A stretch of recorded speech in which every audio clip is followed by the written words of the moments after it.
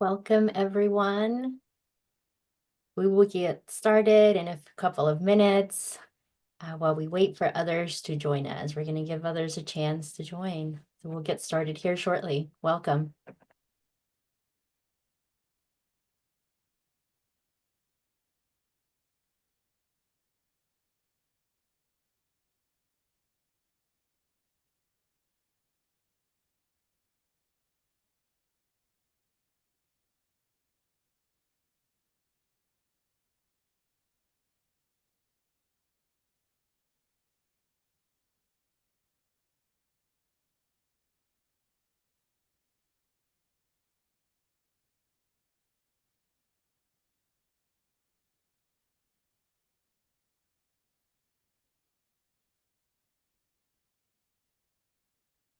Welcome. If you're just now joining us, we're going to give folks a few moments to join us, but welcome. We'll get started shortly. Thank you for being here.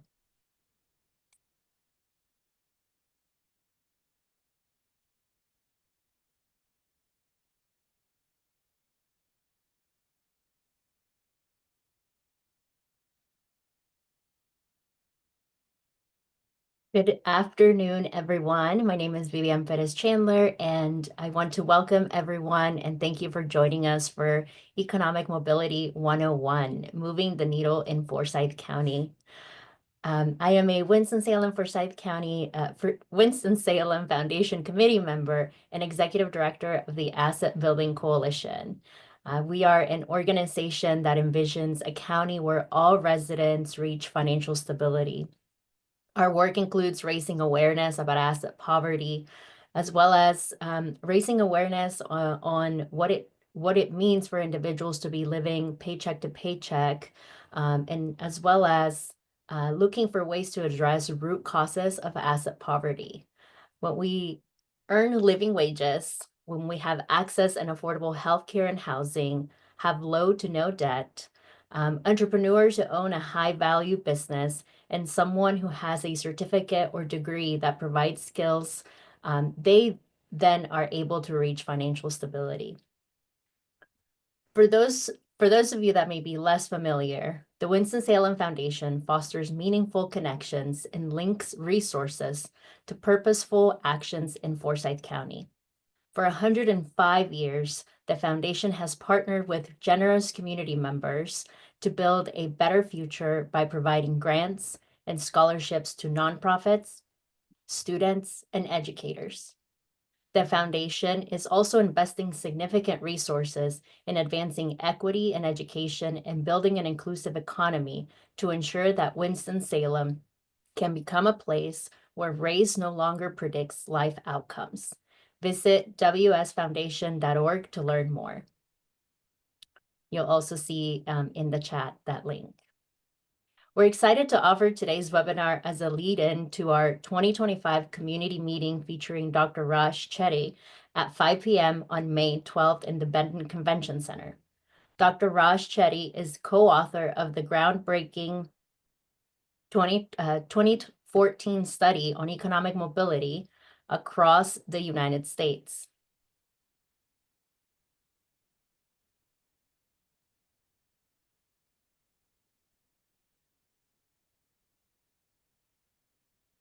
Across the United States, that also put Forsyth County as one of the most difficult places for children born in low-income households to raise to another income level. 10 years later, Dr. Chetty is joining us to share updated data and insights on the drivers of economic mobility and the roles communities play in creating better outcomes for our children and families. To register, you will see the link on the screen and on the chat. And we're really hopeful that questions may be answered throughout our Q&A at the end of the webinar. To provide an introductory overview on economic mobility, we will now hear from Dr. Craig Richardson, founding director of the Winston-Salem State University Center for the Study of Economic Mobility. Thank you, Craig. Thank you so much, Vivian. It's really a delight to be here, and I'm so glad we have this emphasis on economic mobility. I'm going to start my presentation here. All right, did my slides pull up? They have. We can see them. Okay, wonderful. Okay, so I thought what we talk about, first of all, let's start off with sort of clarifying if for some of you who are not sure about what economic mobility exactly is, and talk a little bit about that. It is different than poverty, and I know that many of us, when we learned about Forsyth County's challenges around economic mobility, we sort of thought, how could that be here? But we have to remember that it is different than poverty. And so I want to talk about that today. I am the director of the Center for the Study of Economic Mobility at Winston-Salem State University. And we were founded in 2018. And really, we were founded around the idea of trying to crack open some answers to many of these questions. So today, what I'm going to talk about is that I think the whole county and our city really got galvanized around this report. And we came up with, I think, across the county, different ideas, different solutions, but, we still have ways to go. But I'm really excited about Dr. Chetty coming and being able to give us a report card, a dashboard of where are we doing well and some areas to improve. So the American dream in Forsyth County, one of the things to think about what is economic mobility, I think about a ladder, and that's why we have a ladder in our logo for CSEM, because the ladder really indicates if you're working hard, if you're sort of enjoying the fruit of your labor, we should be able to move up that economic ladder no matter where we start, whether we're at the bottom, the second to the last rung, or in the middle or the top. And economic mobility is really going to be a measure of how it changes over time for individuals and families and how successful they are, in a sense, for being rewarded for work. Now, one of the things is this is something that was Chetty stated that was developed by the New York Times. And one of the things, if you think about on the left here, you think about a group of 10,000 white children, 10,000 Black children. What you can see on a national level is just an idea here of economic mobility and how that might work for different groups. These are showing on the upper right here the number of people who are going to get to those highest levels, the second, the lowest, and so forth. And we can see that there are going to be not only lower percentages for everybody, but there are also different success rates for different groups. And I think that's something, a challenge for us as well in our county, because we have had, different challenges in Black versus white outcomes. And that's something that economic mobility directly addresses. What we found shocking, at least me, when I saw this, and I think for many people, was that this study by Raj Chetty placed us at third from the bottom in the entire country. And that little red spot right there is Forsyth County, really sticks out like a sore thumb. In fact, the only other two places that were lower were over here in North Dakota or South Dakota, two Indian reservations. So we really stuck out, and that's really how our center got founded, was around what's happening, what are the challenges. And I'm going to talk today about some of the challenges that have kept people from moving up the economic ladder in our county. Some of them, are challenges that are going to face a lot of the cities in the South, but we also have some special challenges. So one of the things, just to look at the data here, if you look at the county, the light areas here are areas of very low income. And you can see right away these big divides in income. Now, as I mentioned earlier, income or poverty is not the same thing as economic mobility. But if you have a lot of concentrated poverty, you're going to have much more difficulty in getting out of poverty. And so concentrated poverty is actually a predictor of future poverty. If you look here in our county, if you look sort of close up, you can find out very, very different statistics for somebody who is on the right side. This is Route 52. 51% of people in poverty in this census tract, 81% of the people rent. Median household income is $14,000.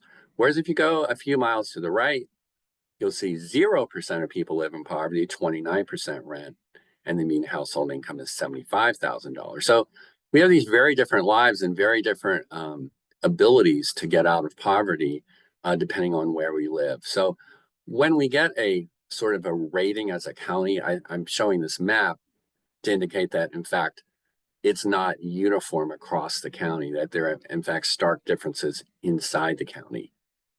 So I like this picture because what this shows here is that you can have people who are working equally hard, but they may have much more difficult time moving up economically, depending on how low those steps are. In fact, people on the right have an escalator. And so having differential access to better jobs, education, of course, is going to move people up quickly. And what's going to happen over time is that people on the most left, they may be moving up, right? So they may be moving up, their families may move up, but they're moving up more slowly than the people on the right. And so what's going to happen over time is, though we might say, well, they're better off than they were, the families were better off than a generation ago. We're going to be seeing increasing gaps between the upper and the lower. And that can be certainly a cause for distress. So what have we learned from our center? Well, we've learned really there are three main hurdles here between what's happening here in our county. Lack of transportation, the government programs that penalize work, and other groups have done a lot of work on that. And then some difficulty in accessing financing for housing and business. That's going to be really keeping people from getting wealth. And the last one is discriminatory behavior, and we've had a history of that on our government. The Winston-Salem Foundation had a wonderful redlining exhibit on how difficult it was for people to get housing in the past, and then we have on the part of firms. Now, that last area is very difficult as a social science, at least as an economist, for us to measure. So I'm going to be focusing on the things that we have good data on, which are the first three today. So the lack of transportation is something that we really, I think one of the key here is that we have to think about an economic network. And sometimes we talk about poverty, and I think one of the things we want to make sure is people have enough food, they have enough housing. But we also want to make sure, if we have economic mobility, that people can get connected to a network. And what do I mean by that? That we have a way to get to a job, we have a way to shop, we have a place to live. And all those little nodes represent all those opportunities. If we have an access to a different job, we're going to have faster upward mobility. Now, in Forsyth County, unfortunately, all these opportunities are very far spread apart. That doesn't make us that much different than a lot of cities in the South. We're a sprawling city that was based around the car. But in order to really access this economic network and start moving up the economic ladder, we're going to need a car. And that car costs about $7,000 a year to operate, including gas, insurance, and depreciation. And for folks who are making $10 an hour, that's $20,000 a year. That's taking up more than a third of their expenses just to run a vehicle. So it makes it very, very difficult. And moreover, Route 52 has really split our network. And so folks on the east side have a giant concrete moat. If they do not have a car, it makes it very, very difficult for them to access. And so this is going to be part of our history that we don't have time to get into today, but our history of where a successful Black ecosystem downtown was really broken up, unfortunately, by the building of 52 in the late 60s, and led to a very disparate type of economic mobility for the east side versus the west side.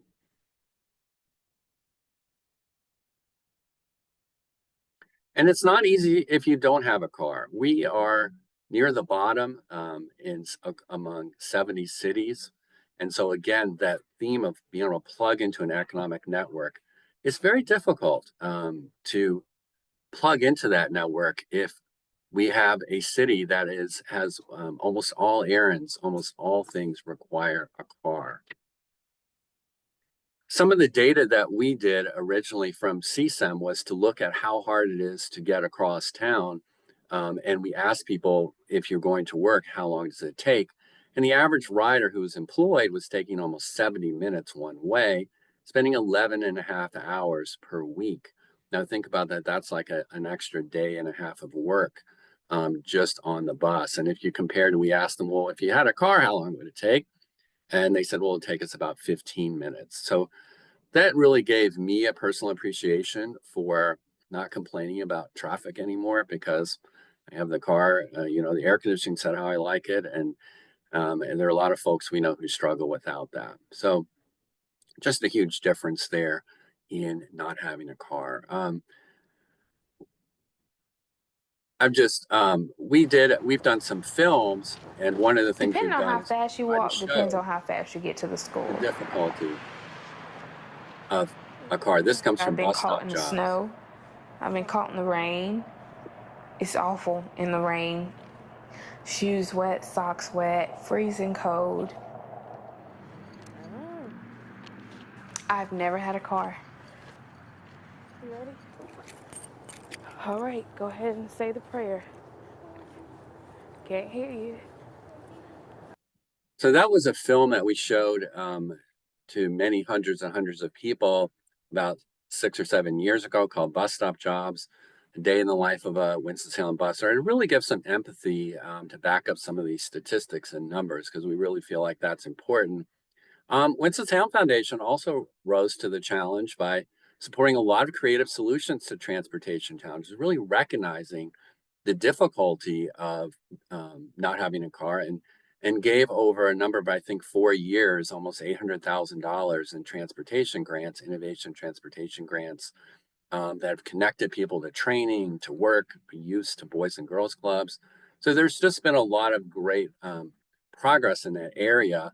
And the WSTA is now has new more frequent bus routes. They've just announced, it just came in this week. And they're actually running more often because they had actually backed off to only 1 hour, going every hour. And now for many of these, they are going every half hour. But it's still, the bus system is still a difficult fit for folks who are trying to get across town because it does take a long time. One of the things we are looking at also at our center is what's happened in Wilson, North Carolina, embarked on an even more radical public solution and got rid of their public buses and replaced them with small vans called microtransit. And now they have in their city, they have 100% of the city covered with vans that mostly go point to point. And we have a new documentary coming out, which we've just finished, called Momentum. And it's all about how small town change lives. So I think, this is something Winston-Salem needs, the City of Arts and Innovation, is something that we can continue to consider, not just stopping with buses, but thinking about other ways we might help people plug into the network. So what about other parts of economic mobility besides transportation? Well, another one is government programs that penalize work. And there we've done some work here. So if we look here at this little graph, hey, I'm an economist, so I've got to get a graph in here. So what this shows is this line is showing that we take pre-tax income here, and how much do we take home? Well, at $2,000, we hit the line and we take home almost 2,000. We take home about 1,800. And so one of the things is that this line is really showing the rewards to work. But if folks get on a variety of social programs, one of the problem here is we do help them out a lot. We give them some benefits. So at $1,000, you're going to get benefits that could be about 3,000. But the problem that arises is here, because what happens is that between $2,000 and 4,000, there's almost no net difference in people's take home wages and benefits. And why is that? That's because the benefits are rolling back almost as fast as we earn income. So every time people earn $100, they lose about $95 in benefits. Now that's different than a benefits cliff, which also gets a lot of attention at point B, where if you hit a certain level like $4,000, you can suddenly lose, say, your Medicaid benefits. So we've really have taken a strong look at that and see this area, which we call this flat spot, the disincentive desert, can be really almost as bad as a benefits cliff in terms of hurting people's. So we've had groups, including Vivian's group, have talked about the Asset Building Coalition has led big discussions about mitigating the benefits cliffs. CSEM has worked with Forsyth Futures on a social benefits calculator to try to help with better understanding how do we anticipate what's going to happen so employers can be a little more sensitive to all these things and help people move up the economic ladder. Hurdle three is difficulty in accessing financing for housing and business. Is one area of research also that we've looked at with CSEM is that it's very difficult for folks to get financing at the lower end of the housing market, what are called small dollar mortgages. There's a lot of research that's been done, including at our center, about why that's true. And I can go into that later, but I can point you to some different reports. But the bottom line is that it's been very hard for people to get a house. And just as a kind of statistic we found was about 15 years ago, almost 75% of people in East Winston owned their own homes. Today, it's fewer than 20%. So it's gone from a much more of an owner-occupied to a renter-occupied in East Winston. Now, some good news in Forsyth County. We have a first-time home buyers program that's been great with building wealth and improving economic mobility. And I'm going to show you just a small clip from our other movie called Home Stretch, which was about this incredible program that I feel like has not gotten the attention it really deserves. So I'll share with you just a couple of minutes here. So we came in not with the objective of advocating for this program, but actually just measuring it. We wanted to find out what was the return on investment as economists, and we found out the returns are huge and significant. First of all, we looked at foreclosure rates. Very, very few foreclosure rates over the entire life of the program. The most of them were happening during the Great Recession when everybody else was having foreclosures at the same time. But in the past 5 years, there's only been a handful. On the other hand, homeowners have amassed a tremendous amount of equity, over an average of a decade, over $50,000 in home equity.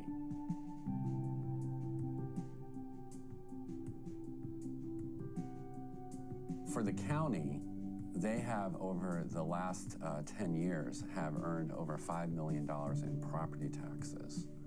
And people report tremendous personal gains in how they think about their lives. It's not all about just owning the home. It's about people going on a different track in life. So we came in not with the objective.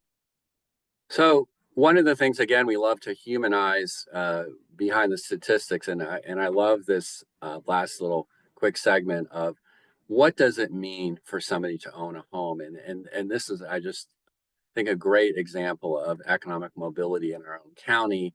And this Mr. Gordon Simpson has gone through this program, and you can really love seeing. I'm Gordon Simpson, and this is my first time purchasing a house, which was the hardest thing I ever encountered. I was raised up in Harlem, New York, and I wanted better for my children than I had, don't we all? We're called ESR for a reason, empowering self-reliance. You know, we do this because we want to empower people to be self-reliant. At the end of the day, that's what the American dream is about. It's about being self-reliant. This is my American dream, my dream, period. I love this house, I love the land, and it's a lot of work, but every project is joyful to do.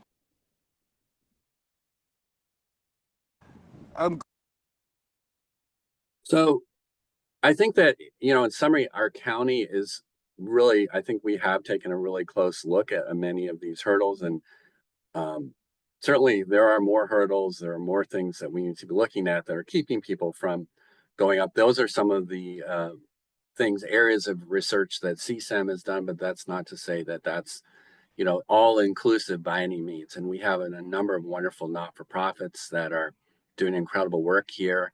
And I think we have really taken a look, Roz Chetty's original report in 2014 was a groundbreaking report in many ways. It was a gold standard. Nobody had ever done this before. But one thing, the unsettling conclusion of that was, if you want to do better, move out of a county that has low economic mobility. And I think that, that was sort of the economist talking in terms of the dispassionate follow the data, so to speak. I think our county really rose to the challenge and said, we don't want people to move. We want to figure out how to keep people here. How do we have everybody be able to move up that ladder, no matter where you're born or where you find yourself. And so I think we've definitely have some real successes. And I think we have some new areas of opportunity. And so, I think we're improving transportation, but I think we could still continue to do that, to think a little bit more mindfully about how people can access this economic network. The benefits cliff is a bigger lift because that's a federal program.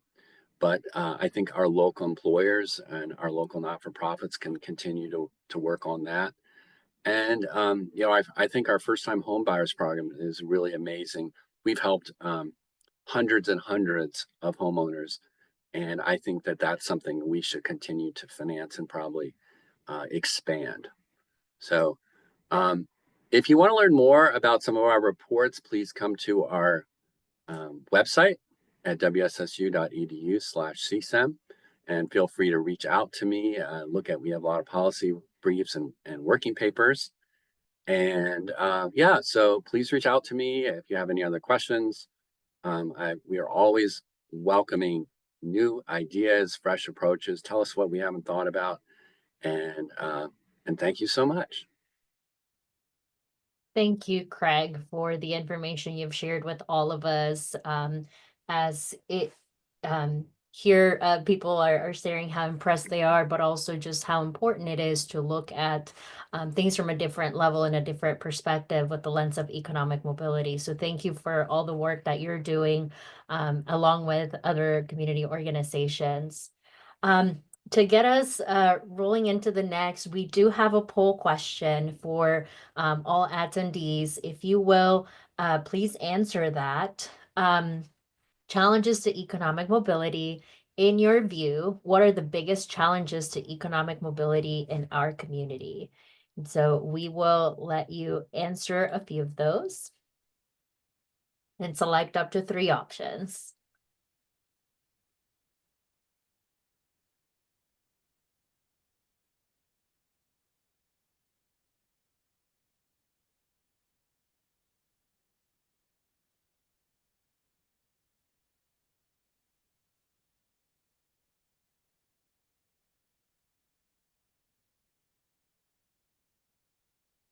And we do want to remind others, we see that you're using the chat, the Q&A feature to ask any questions. Please make sure that you are using that feature to ensure that all of your questions are looked at, and we will have a Q&A option at the end of our session. So we will be answering a lot of those here. So thank you so much, Craig, again. And so now we will hear from 2 local organizations doing work to improve economic mobility in our community. To start, we will hear from Phyllis Caldwell-George from Financial Pathways of the Piedmont. Thank you for joining us, Phyllis. Thank you for having me. Let me get ready to share my screen.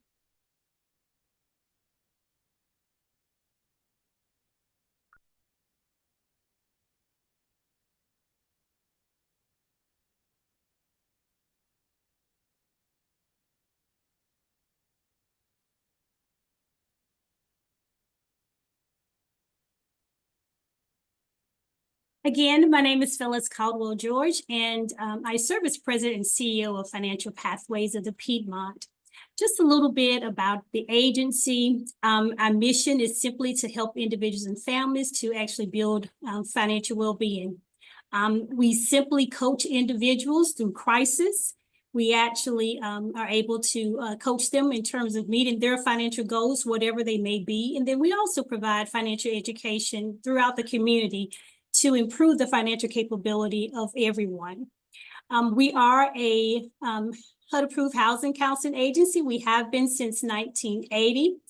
We also are members of the National Foundation for Credit Counseling, and we're also a United Way partner agency. The agency, again, has been around for about 50 years. We simply focus on the building blocks of economic mobility, stable housing, strong financial habits, and then also long-term planning. We do understand that you cannot financial education or financial coach someone out of a crisis. So our work really lies in trying to get them and move them from that crisis to opportunity. And our work simply addresses the root causes and those real world barriers to economic mobility, such as transportation, housing. And then our vision is just simply that everyone can be financially well. The building blocks of our organization is that when someone comes into our agency, we're going to take a look at their income, we're going to take a look at their credit, and then we're also going to take a look at their debt. And from that, everyone receives an action plan. And that action plan is designed so they can move up the economic mobility ladder. But we realize you have to know where you are in order to be able to move forward. So our financial education is wide, and it ranges based on whatever the educational opportunities are. It can go from how a person is able to overcome those financial crises to whatever goals they may want to achieve, be that home ownership, or they want to buy a car, they simply want to save for college, they want to improve their credit, or they want to buy a house.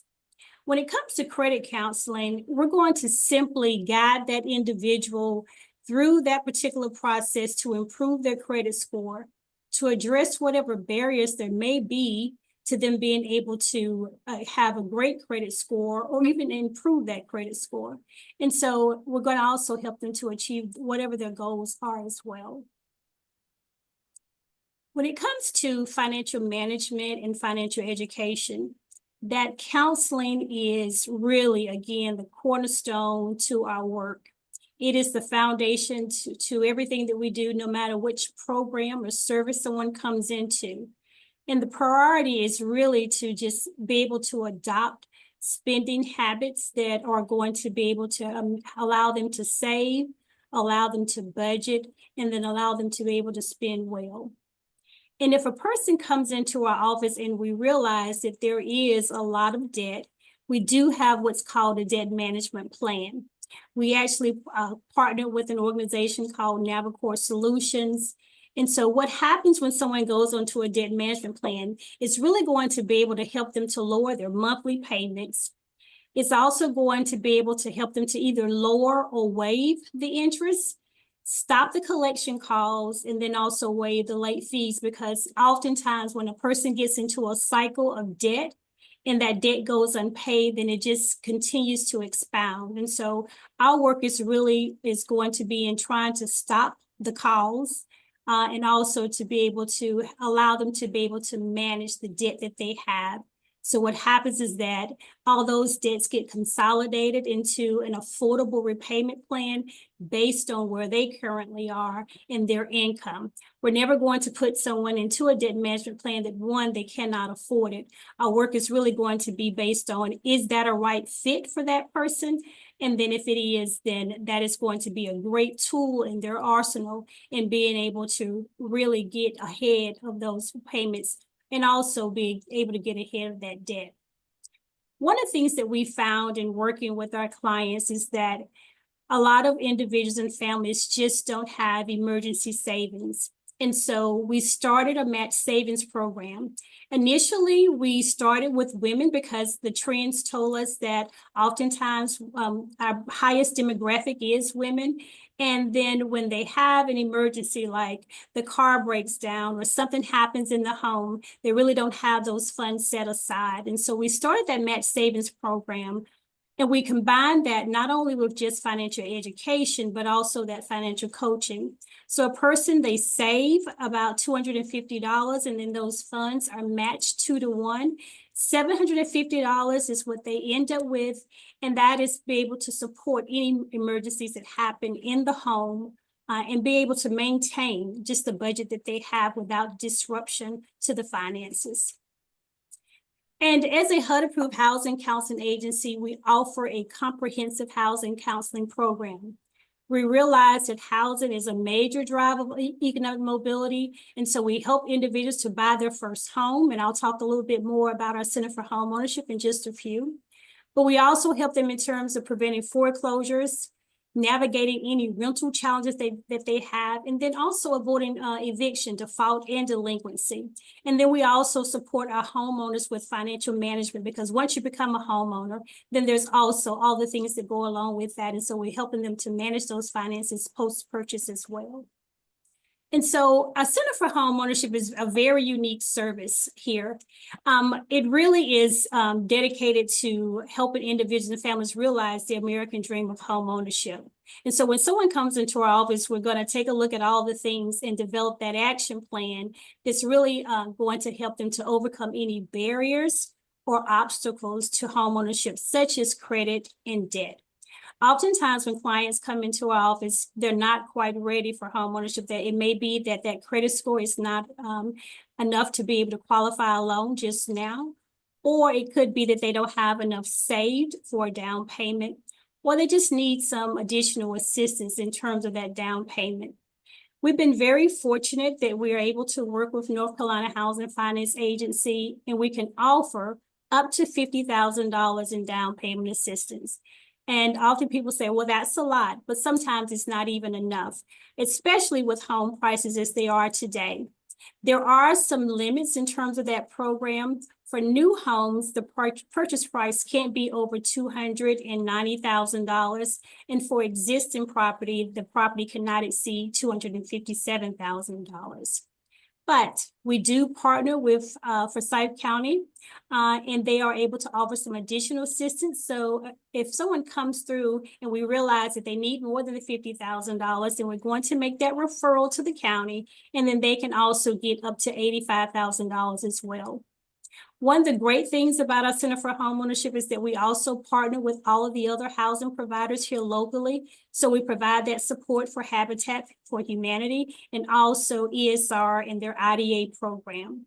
So when someone gets ready to go through those programs, they come through our office, we develop that action plan, and then we hand it off to the success coaches. The Habitat for Humanity clients come through for housing counseling, and then also for home buyer education as well. The home buyer education classes are geared towards anyone that is interested in purchasing a home, and it's going to give them the overview of the housing process, of the process of buying a home. The individual counseling really gets to their individual situation, and that action plan is based on any barriers that they may have to homeownership. This year, we were very excited that we launched the first Home Buyers Club. Currently, we have about 50 participants in that, and that was open to anyone with any interest in homeownership.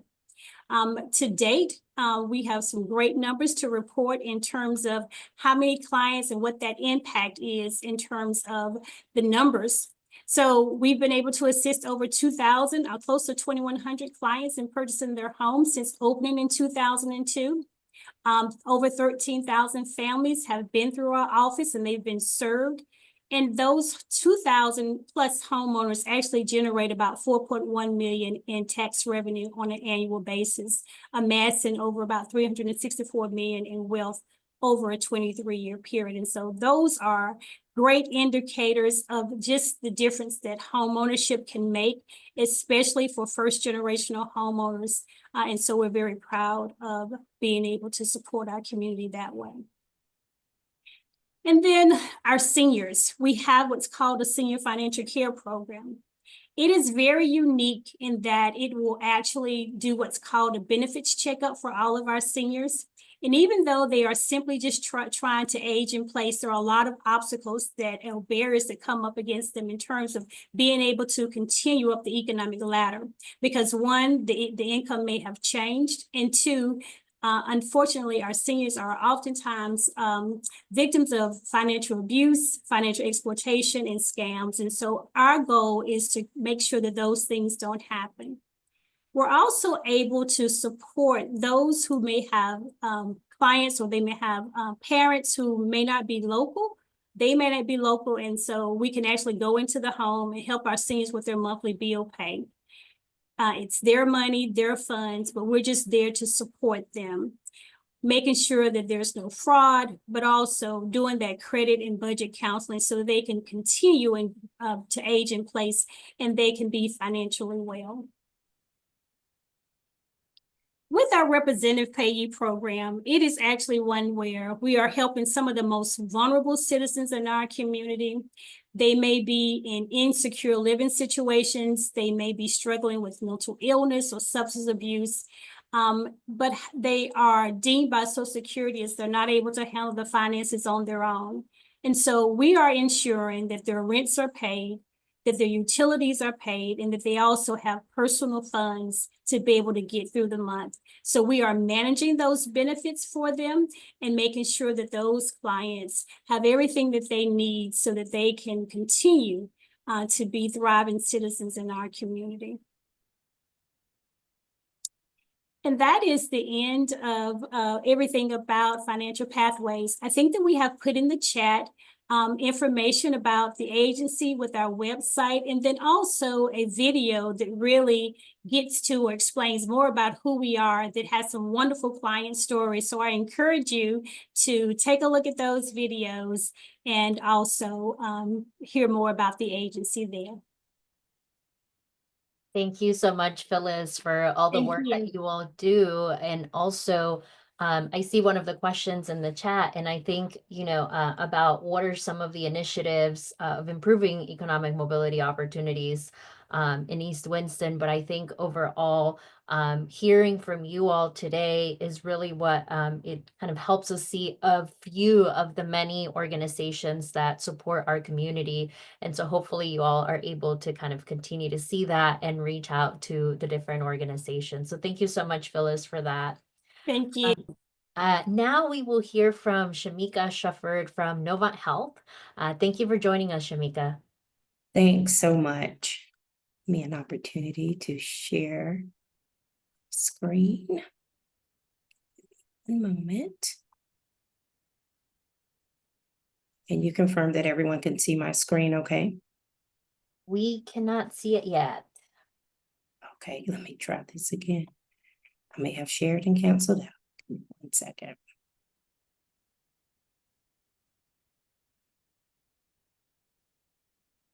There it is. There it is. Okay. Give me just a second here. Well, thank you so much for this opportunity. I'd just like to begin by introducing myself. My name is Shemeka Shufford, and I'm currently employed by Novant Health. And I serve in the role as Director of Early Talent and Workforce Development for our organization, which is a healthcare system serving communities across North and South Carolina. I've spent the past almost 20 years in what I call public service in this workforce development space. More recently in the public education sector, managing workforce development programs. So I'm very glad to be here with you today just to share a little bit more about the programs that we offer here at Novant Health that are directly impacting our communities.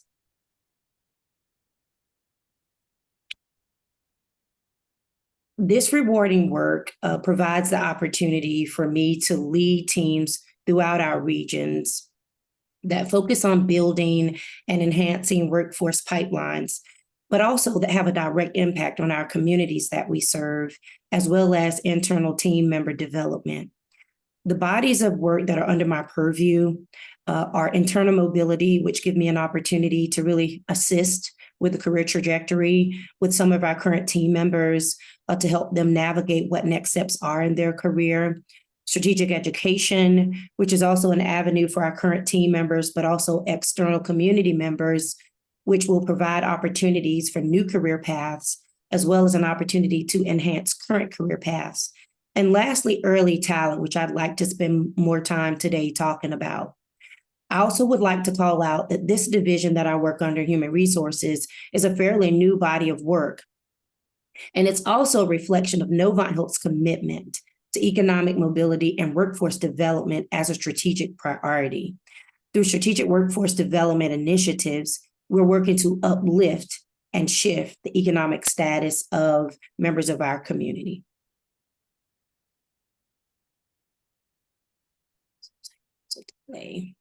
So first, I'd like to talk about the pillars of programming that are under my purview. And we have a program called Bridges to Healthcare, which is a program that's primarily supported by philanthropic donations in each of our region. And it also serves as our key talent strategy. Under this program, we like to call it a pillar model. And it is designed to assist students with transitioning from awareness of careers to employment. So we're fully walking students through visibility into the world of work. And at the end of our programs, we definitely want to offer them an opportunity to come and work for Novant Health. Bridges to Healthcare is our signature talent strategy program. And it is funded by philanthropic efforts. However, we also partner locally with community organizations. For instance, in the Charlotte region, we partner with the Mayor's Youth Employment Program. And here in the Triad region, which is in Winston-Salem, we partner with Aspire. These are existing programs that have the same program targets that we have. So often we also welcome their students to our programming. Our programs assist with removing barriers faced by things that, by our underrepresented population, such as access, exposure, and support. We engage candidates from Title I schools or designated individuals at schools in our regions. Our Bridges program provides opportunities for our program participants to improve their economic status, but also serves as a vehicle for upward economic mobility.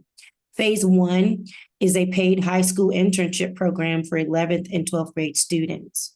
Phase 2 is an educational assistant program that provides funding for recent graduates with the goal of keeping them within our communities and assisting them with their transition to community college. Our last pillar is Earn and Learn, which consists of accelerated certification programs and apprenticeships that provide paid externships and internships that allow our students to train and participate in an immersive environment, sit for certification, and then hopefully have an opportunity to be welcomed to Novant Health.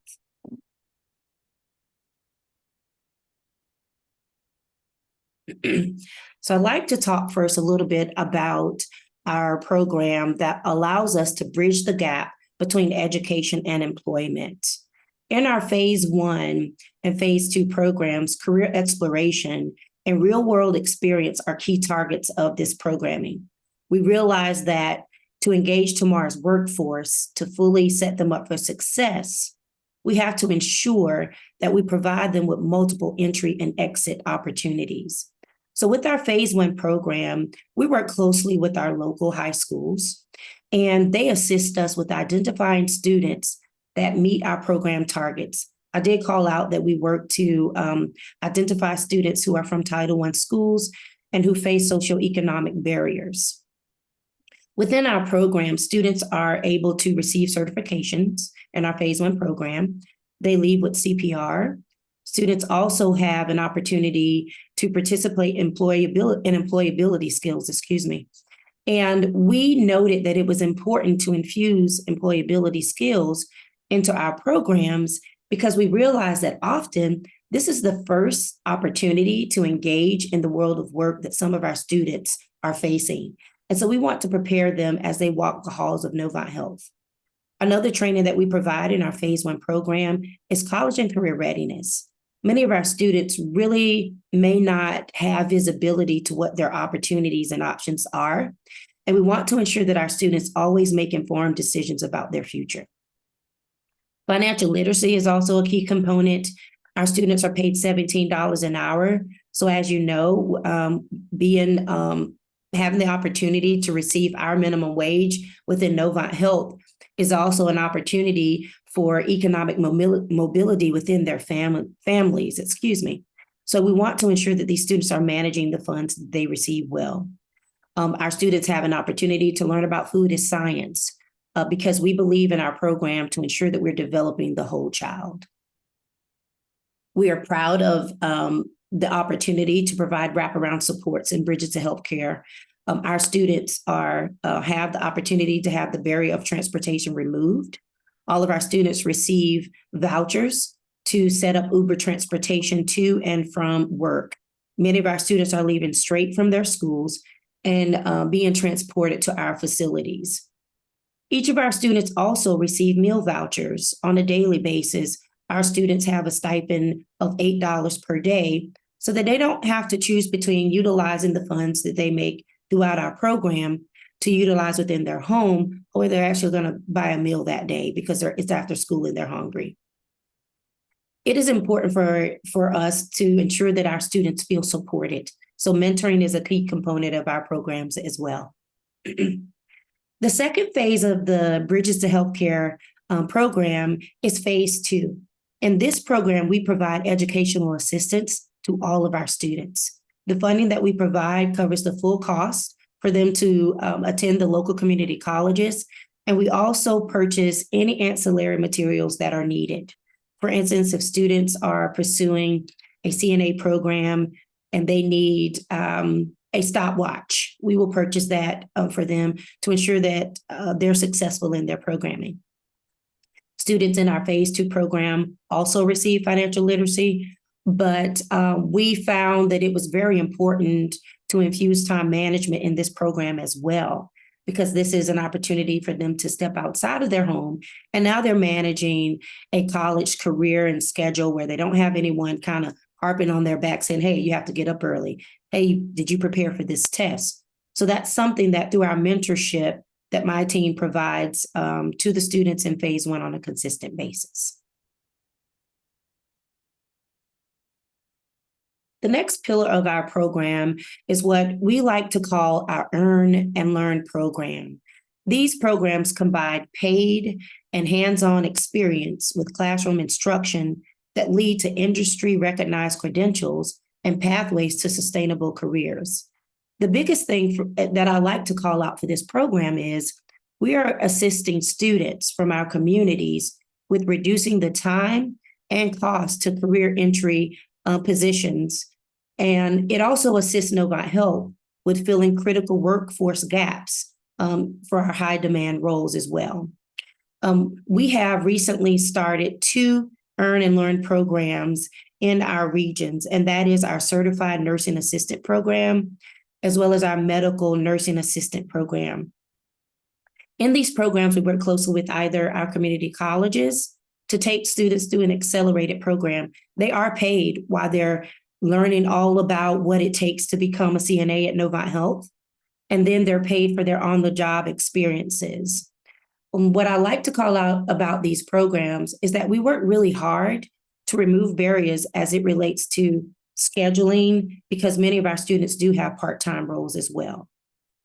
Another leg of this Earn and Learn program are apprenticeships. Apprenticeships are key in ensuring that we're able to engage students in our K-12 facilities that are completing pathways, but also students who are already enrolled in post-secondary degrees, and then we can welcome them to Novant Health so they can kind of participate in an on-the-job training experience.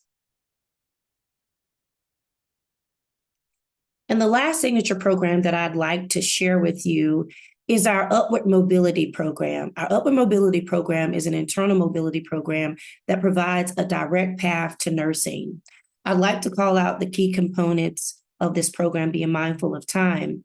We provide academic scholarship and pay for all fees for our current team members to go back to school and become nurses. We also provide admin pay because many of our candidates, our scholars who participate in our program are single moms. They have very demanding schedules. Some work night shift. So it's very important for us to set them up for success in these programs. Each of our scholars are also provided a nurse mentor. This person will provide them with an opportunity to have visibility into what to expect upon program completion. They're also enrolled in a career coach program in which it's covering a lot of professional development topics to set them up for success in the nursing field. And then lastly, we have a high completion rate for this program, but a high percentage of these scholars that complete our programs are also given an opportunity to apply to our nurse residency program, which gives them a chance to rotate different specialties and choose their place in space at Novant Health. And I'd like to wrap it up and share that our programs assist with combating limitations to access, exposure, all of these items that were called out today, which provide barriers to economic mobility. We work to create a continuum that creates a seamless pipeline from high school to post-secondary, if that is the route, and directly into the world of work to welcome our candidates and our program participants into a healthcare career at Novant Health. Thank you so much for your time. Thank you so much, Shemeka, for sharing the work that you're all doing at Novant Health. And really thank you, Craig, Phyllis, and Shemeka for your time, your insights, and the work that you're doing. We have been able to answer quite a few questions in the Q&A, so thank you for that. Shemeka, a few of them came up for you, if you'd like to look at the chat. And I wanted to quickly share the results from the poll. So Charlie, if you could help me sharing those.